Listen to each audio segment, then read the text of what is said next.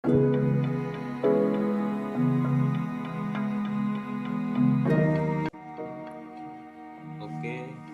Assalamualaikum warahmatullahi wabarakatuh. Selamat malam teman-teman, dan khususnya untuk dosen kami, pembimbing Bapak Febri.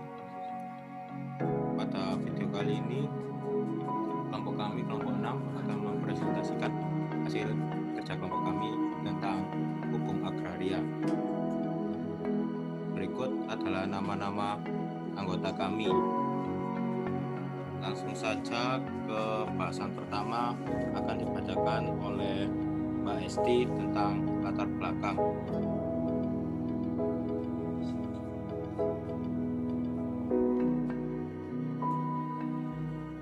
Dipersilakan untuk Mbak Esti. Latar belakang. Latar belakang. Hukum agraria adalah keseluruhan norma-norma hukum, baik tertulis maupun tidak tertulis, yang mengatur hubungan hukum antara subjek hukum dan bidang agraria. Hukum agraria sebenarnya merupakan sekelompok berbagai bidang hukum yang masing-masing mengatur hak-hak penguasaan atas sumber daya alam, yakni hukum tanah, hukum air, hukum pertambangan, hukum perikanan, dan hukum penguasaan atas tenaga dan unsur-unsur dalam ruang angkasa.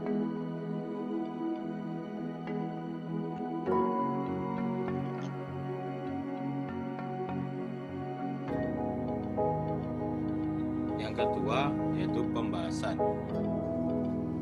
Kita awali dengan pengertian hukum agraria. Secara etimologi, hukum adalah seperangkat aturan tingkah laku manusia yang berlaku dalam masyarakat. Sedangkan agraria artinya tanah, ladang, tanah pertanian, segala yang berkaitan dengan tanah. Jadi hukum agraria adalah keseluruhan peraturan hidup manusia atau kaidah hukum yang mengatur masalah agraria. Secara arti dari agraria menurut hukum positif, menurut pasal 1 ayat 4 sampai 6 dan pasal 56 Undang-Undang nomor 5 1960. Pengertian agraria mencakup bumi adalah permukaan bumi, tanah, tubuh bumi yang ada di bawah air laut, air pedalaman, ruang angkasa, semua ruang angkasa yang ada di atas bumi.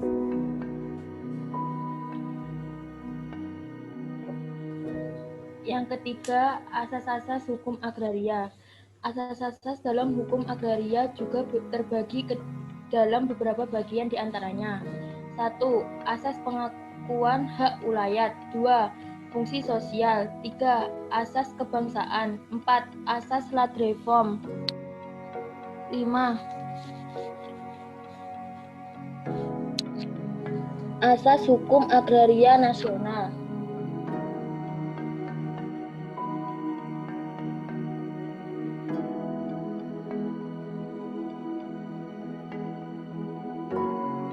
Ruang lingkup. ATTP Perlindungan menyatakan bahwa pengertian agraria mempunyai ruang lingkup, yaitu dalam arti sempit bisa berwujud hak-hak atas tanah ataupun pertanian saja. Sedangkan pasal 10 Hukum Agraria Indonesia 1 dan pasal 2 UU PA telah mengambil sikap dalam pengertian yang meluas, yaitu bumi, air, dan ruang angkasa, dan kekayaan alam yang terkandung di dalamnya. Ruang lingkup agraria menurut UU PA sama dengan ruang lingkup sumber daya agraria atau sumber daya alam menurut ketetapan MPR RI nomor 9 MPR 2001 tentang pembaharuan agraria dan pengelolaan sumber daya alam. Ruang lingkup agraria atau sumber daya agraria atau sumber daya alam dapat dijelaskan sebagai berikut: bumi, air, ruang angkasa.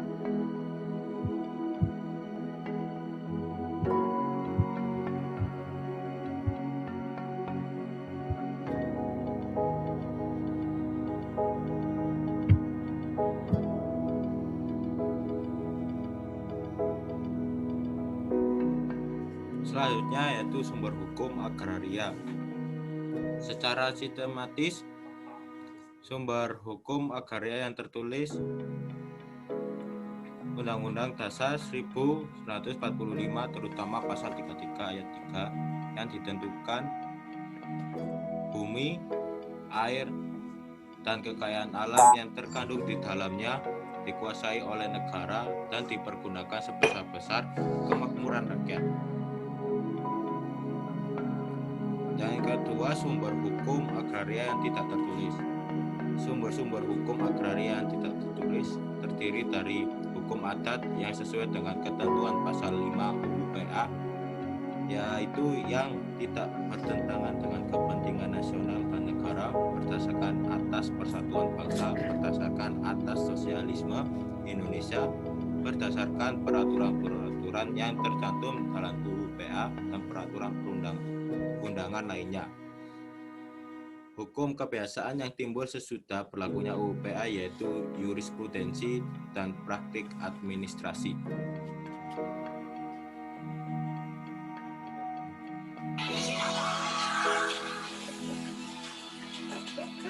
Hukum agraria publik atau private. Hukum agraria menjadi bidang hukum yang berdiri sendiri. Karena karakteristiknya yang mengandung aspek hukum publik dan hukum privat, maka hukum agraria menjadi sebuah bidang hukum yang berdiri sendiri di dalam tata hukum nasional. Adapun contoh bahwa hukum agrarian menjadi bidang hukum yang berdiri sendiri seperti ada pada penjelasan. Contoh bahwa hukum agraria menjadi bidang hukum yang berdiri sendiri di dalam tata hukum nasional adalah hukum tanah, ada yang beraspek publik dan beraspek privat. Hak bangsa Indonesia atas tanah beraspek publik dan privat, hak menguasai dari negara atas tanah beraspek publik. Hak ulayat masyarakat hukum adat beraspek publik dan privat, dan hak-hak perseorangan atas tanah beraspek privat. Sejarah hukum agraria. Secara garis besar, sejarah hukum agraria di Indonesia dapat dibagi menjadi dua masa, yaitu masa penjajahan Belanda dan masa sesudah kemerdekaan. Ketentuan-ketentuan di bidang agraria pada masa penjajahan Belanda sangat tidak menguntungkan bagi bangsa Indonesia. Hal ini karena ketentuan-ketentuan tersebut bersifat diskriminatif dan menindas bangsa Indonesia, terlebih dengan adanya politik tanam paksa di bidang pertanian.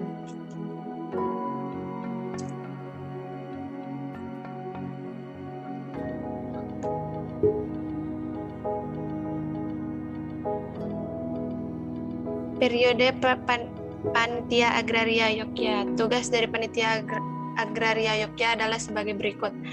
1. Memberi pertimbangan kepada pemerintah tentang soal-soal mengenai hukum tanah seumumnya. 2. Merancang dasar-dasar hukum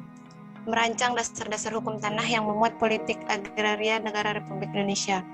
3. Merancang perubahan, penggantian, pencabutan peraturan-peraturan lama, baik dari sudut legislatif maupun dari sudut praktik, dan menyelidiki soal-soal lain yang berhubungan dengan hukum tanah. Periode Panitia Agraria Jakarta. Hasil kerja dari Panitia Agraria Jakarta adalah sebagai berikut. Pertama, batas luas minimum adalah 2 hektar dan perlu dikaji lebih lanjut mengenai hubungan antara pembatasan minimum dengan hukum adat. Yang kedua, pembatasan maksimum 25 hektar untuk satu keluarga. Yang ketiga, yang dapat dimiliki tanah untuk pertanian kecil hanya penduduk warga negara Indonesia dan tidak dibedakan antara warga negara asli dan bukan asli. 4. Skema hak-hak tanah berupa hak milik, hak usaha, hak sewa, dan hak pakai. Yang terakhir diakuinya hak ulayat.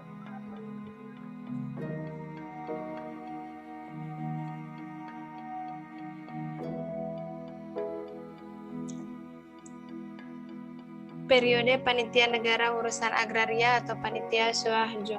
Melalui keputusan Presiden tanggal 29 Maret 1955 nomor 55/1955 dibentuk Kementerian Agraria yang salah satu tugasnya adalah untuk mempersiapkan pembentukan Perundang-undangan Agraria Nasional.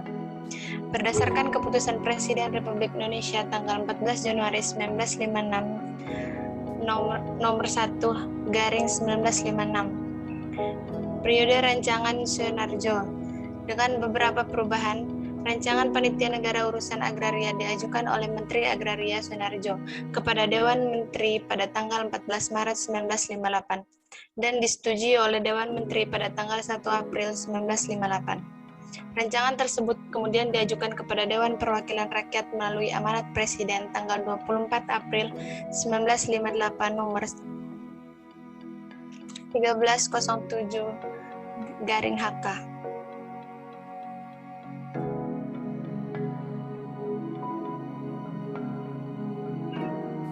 Periode rancangan Sudarwo.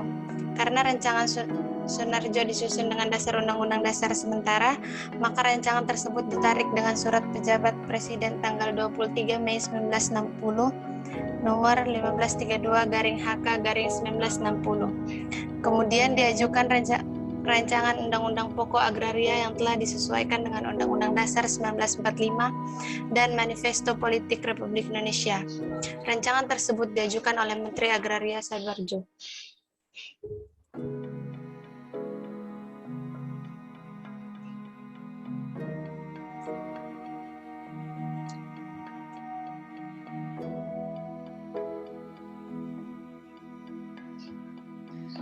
Permohonan akan terhalang haknya untuk mengelola lahan perkebunan sawitnya yang hak pengelolaannya sesuai dengan A. Izin lokasi perkebunan PT Rizkim Mas Jaya nomor 042 atau BPN atau 2 atau 1995 tanggal 15 Februari 1945 seluas 5.000 hak.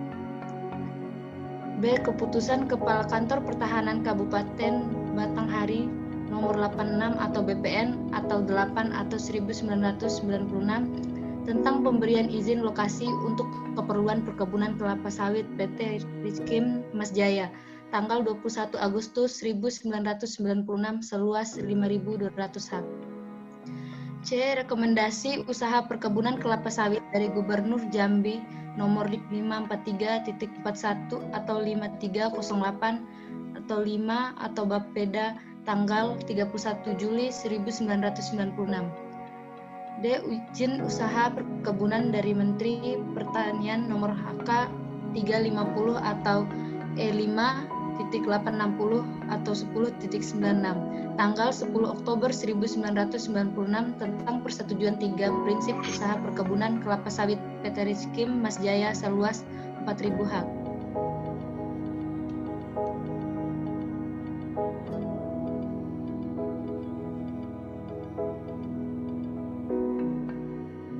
Kerugian konstitusional pemohon. Pengujian Undang-Undang Nomor 41 Tahun 1999 tentang Kehutanan terhadap Undang-Undang Dasar Negara Republik Indonesia tahun 1945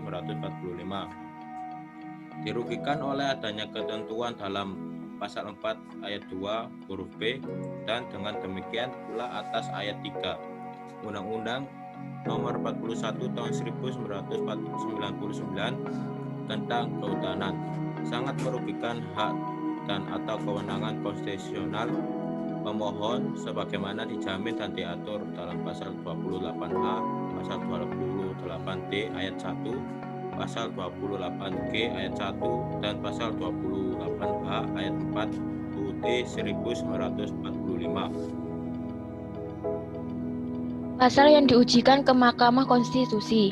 Pasal uji coba di Mahkamah Konstitusi perlunya diadakan uji norma hukum atas pasal 4 ayat 2 huruf B dan demikian pula atas ayat 3 Undang-Undang Nomor 41 Tahun 1999 tentang Kehutanan Bukti P1. Pasal dalam UUD 1945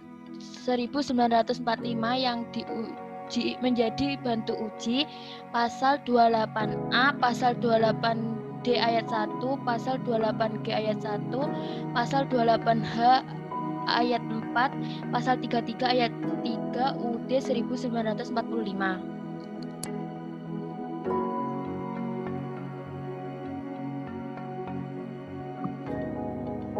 Alasan pemohonan atau pokok permohonan menganggap pasal itu merugikan, memberi keleluasan kepada Menteri Kehutanan untuk menetapkan status wilayah tertentu sebagai kawasan hutan atau kawasan hutan sebagai bukan kawasan hutan dengan tidak memperhatikan beban hak atas tanah yang telah diberikan oleh negara, sebagaimana terjadi pada tanah milik pemohon. Menteri Kehutanan secara melanggar hukum melakukan manipulasi, rekayasa alih fungsi atas areal tanah yang berada di luar kawasan hutan. Diktum putusan atau amar putusan mengadili 1. Mengabulkan permohonan pemohon untuk sebagian 2. Pasal 4 ayat 3 Undang-Undang Nomor 41 Tahun 1999 tentang Kehutanan. 3. Memerintahkan pemuatan putusan ini dalam Berita Negara Republik Indonesia sebagaimana mestinya. Yang keempat, menolak permohonan pemohon untuk selain dan selebihnya. Pertimbangan hukum. Menimbang bahwa pemohon mengajukan permohonan bertanggal 20 Mei 2011 yang diterima di Kepanitraan Mahkamah Konstitusi. Selanjutnya disebut Kepanitraan Mahkamah. Pada hari Jumat tanggal 20 Mei 2011 berdasarkan Akta Penerimaan Berkas Permohonan nomor 201-PAN.MK-2011 dan dicatat dalam buku registrasi perkara konstitusi dengan nomor 34-PUU 9-2011 pada hari Selasa tanggal 31 Mei 2011 yang telah diperbaiki dan diterima di Kepanitraan Mahkamah pada tanggal 28 Juni 2011 yang pada pokoknya menguraikan beberapa hal. Aspek hukum agraria dalam putusan tersebut karena berkaitan dengan administrasi perkebunan dan administrasi kehutanan. Terkait administrasi perkebunan, 1. Bahwa pemohon berpendapat perlunya diadakan uji norma hukum atas pasal 4 ayat 2 huruf B dan dengan demikian pula atas ayat 3 Undang-Undang Nomor 41 Tahun 1999 tentang Kehutanan bukti P1. 2. Bahwa dengan implementasi pasal 4 ayat 2 huruf B dan dengan demikian pula atas ayat 3 Undang-Undang Nomor 41 Tahun 1999 tentang Kehutanan. Asas-asas hukum agraria yang disinggung atau dibahas dalam putusan. Asas dikuasai oleh negara. Asas kebangsaan atau demokrasi, asas non-diskriminasi tanpa perbedaan. Asas dikuasai oleh negara menyatakan bumi, air, dan ruang angkasa beserta kekayaan alam yang terkandung di dalamnya dikuasai oleh negara. Asas kebangsaan menyatakan bahwa setiap warga negara mempunyai hak milik tanah. Asas non-diskriminasi merupakan asas yang mendasari hukum agraria.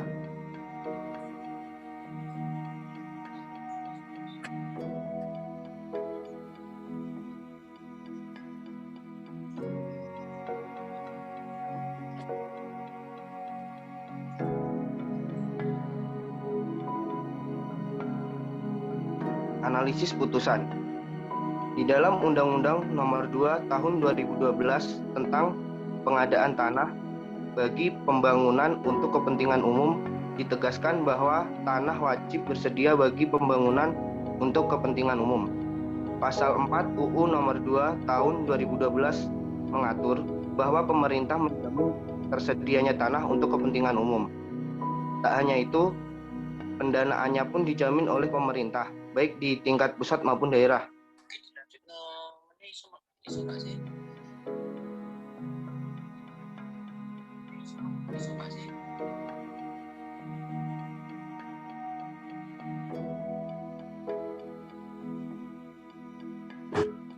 Kesimpulan, hukum tanah Indonesia menganut asas pemisah horizontal. Undang-Undang Nomor 5 Tahun 1960 tentang pokok-pokok agraria bersumber pada hukum adat. Asas pemisah horizontal adalah asas yang membagi, membatasi, dan memisahkan pemilikan atas sebidang tanah. Berikut segala sesuatu yang berkenaan dengan tanah tersebut secara horizontal. Berdasarkan hal tersebut, maka tanah tempat didirikannya rumah susun terpisah dengan unit satuan rumah susun. Asas pemisah horizontal memungkinkan bangunan berdiri di atas tanah hak guna bangunan, hak pakai, dan hak pengelolaan di mana masing-masing hak tersebut memiliki jangka waktu. Asas lex specialis digunakan untuk mengecualikan asas pemisahan horizontal terhadap rumah susun. Asas yang digunakan untuk mengecualikan asas pemisah horizontal adalah dengan menggunakan asas perlekatan. Bangunan menjadi bagian dari tanahnya. Oleh karena itu, dengan sendirinya bangunan tunduk pada ketentuan-ketentuan hukum yang berlaku pada tanahnya, atau hukum tanah.